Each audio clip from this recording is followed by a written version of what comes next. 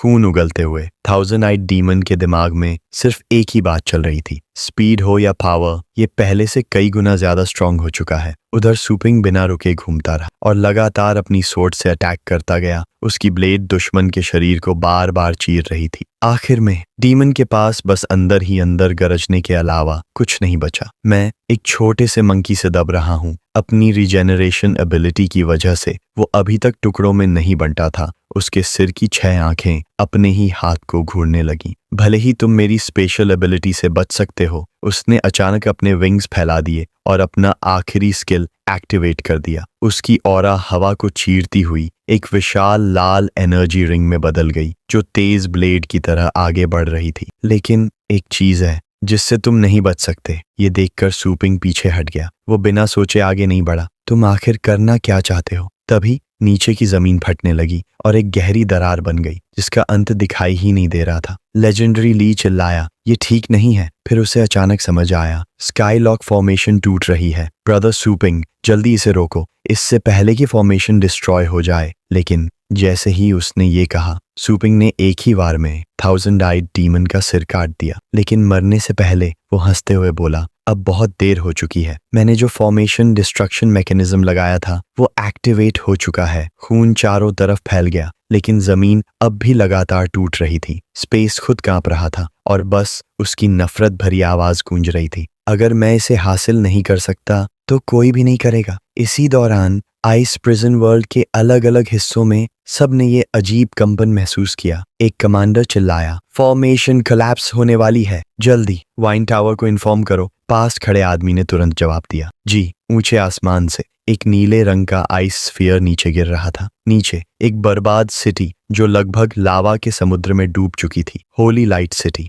दूसरी तरफ एक आदमी कंट्रोल पैनल के सामने बैठा था। वो गिरते हुए ब्लू स्टार मास्ट को देख रहा था और रिपोर्ट कर रहा था। स्कैन के मुताबिक ब्लू स्टार की क्रस्ट स्ट्रक्चर में भारी बदलाव हो रहा है। इसका वॉल्यूम कई गुना बढ़ने का अंदाजा है। वो बूढ़ा आदमी शॉक में आ गया। क्या? उधर वाइन टावर के अंदर व्हाइट हेड लीडर और टावर का करंट पीक मास्टर दोनों स्क्रीन पर ब्लू स्टार को देख रहे थे। व्हाइट हेड लीडर घबरा गया, ये सिचुएशन कंट्रोल से बाहर जा रही है। वो एक साथ पैनिक में भी था और शक भी कर रहा था, ये कैसे हो सकता है? स्काईलॉक फॉर्मेशन टूट गई। मास्टर, क्या ये सब उस लड़के की वजह से हुआ है? मैंने पहले ही कहा था उस पर ट्रस्ट मत कीजिए। इतना सुनते ही वो मास्टर अचानक चुप हो गया। उसने धीरे से अपनी भौहें उठाईं। ये बहुत बुरा हो गया। फॉर्मेशंस के अंदर मौजूद बीस्ट्स, उन्होंने जेड ट्री की स्पिरिचुअल एनर्जी अब्सॉर्ब कर ली है और अब वो ब्लू स्टार के बीस्ट से कई गुना ज्यादा स्ट्रांग हो चुके हैं। उसकी आवाज भारी हो गई। अब जो होने वाला है वो शायद हिस्ट्री का सबसे भयानक बीस्ट टाइड होगा और इस बार ह्यूमैनिटी को उसका सामना करना पड़ेगा।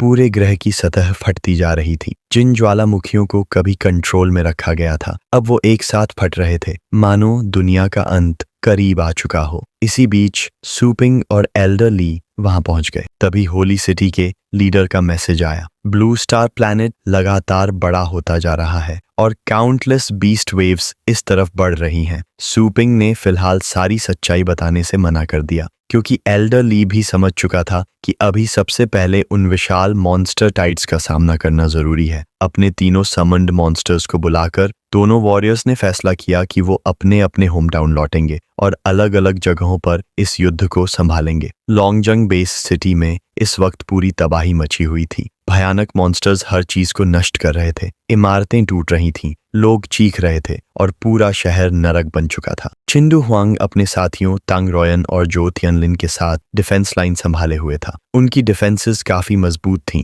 लेकिन छोटे मॉन्स्टर्स के बीच अब ऐसे विशाल दैत्य भी मौजूद थे जो पूरे शहर को निगलने की ताकत रखते थे। तभी एक विशाल टेंटिकल मॉन्स्टर ने शहर की दीवार को गिरा दिया। ये क्रीचर एक सी स्पाइरल बीस्ट था जो सामान्य मॉन्स्टर से दर्जनों गुना बड़ा था। डुआंग तुरंत उस बीस्ट को शहर में घुसने से रोकने आगे बढ़ा। उसने अपनी टेरिफाइंग एबिलिटी रॉथ गॉड रोर को एक्टिवेट किया और अगले ही पल उसकी भयानक दहाड़ ने उस विशाल मॉन्स्टर को कई फीट पीछे धकेल दिया। पूरा बैटलफील्ड उसकी शक्ति से कांप उठा, लेकिन पीछे धकेले जाने के बावजूद भी उस विशाल टेंटिकल्ड मॉन्स्टर ने अपनी एक भयानक विप जैसी टेंटिकल घुमाई और सिर्फ एक ही वार में दोनों वॉरियर्स को जमीन पर पटक दिया। डुआंग बुरी तरह घायल होकर जमीन पर गिर पड़ा। उसकी हालत इतनी खराब थी कि वो मुश्किल से सांस ले पा रहा था। यहाँ तक कि वो भी उस क्रीचर के सामने टिक नहीं पाया जो सी रेल्म किंग बीस्ट जैसे मॉन्स्टर्स से भी कई गुना ज्यादा खतरनाक था। और सबसे डरावनी बात ये थी कि वो मॉन्स्टर इंसानों की तरह बोल भी सकता था। वो हंसते हुए उनका मजाक उड़ाने लगा, तुम लोग तो कूड़े से भी ज्यादा बेकार हो।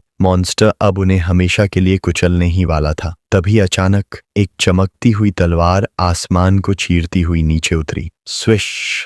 अगले ही पल उस विशाल मॉन्स्टर की टेंटिकल एक ही स्लैश में कटकर अलग हो गई। द्वांग हैरान रह गया। उसे उम्मीद ही नहीं थी कि सूपिंग वापस लौटेगा, लेकिन अब सूपिंग अपनी सबसे शक्तिशाली फॉर्म में उनके सामने खड़ा था। उसकी आंखों में अब सिर्फ एक ही चीज थी, पूरी तबाही का अंत। सूपिंग ने कहा, बाकी मॉन्स्टर्स तुम लोग संभालो, इस सबसे बड़े खतरे को मैं खुद खत्म करूंगा। डू हुआंग तुरंत अपने सोल्जर्स को लेकर बैटलफील्ड से पीछे हट गया और मेन डिफेंस लाइन की तरफ बढ़ने लगा। उधर सूपिंग सीधे आसमान में उड़ गया, उस पहाड़ जितने विशाल मॉन्स्टर का सामना करने। गुस्से में मॉन्स्टर ने अपनी काउंटलेस टेंटिकल्स फैलाकर समुद्री मिसाइल्स जैसी एक्वाटिक अटैक्स छोड़ी, लेकिन सूपिंग की डिफेंस मैजिक इतनी मजबूत थी कि हर एक हमला बीच हवा में ही रुक गया। मॉन्स्टर जोर से दहाड़ा और पूरी ताकत से सूपिंग पर हमला करने दौड़ा, लेकिन सूपिंग की स्पीड और रिफ्लेक्सेस अब किसी मॉन्स्टर के बस की बात नहीं थे। एक पल में वो गायब हुआ और अगले ही पल स्लैश! उसकी तलवार ने मॉन्स्टर के शरीर पर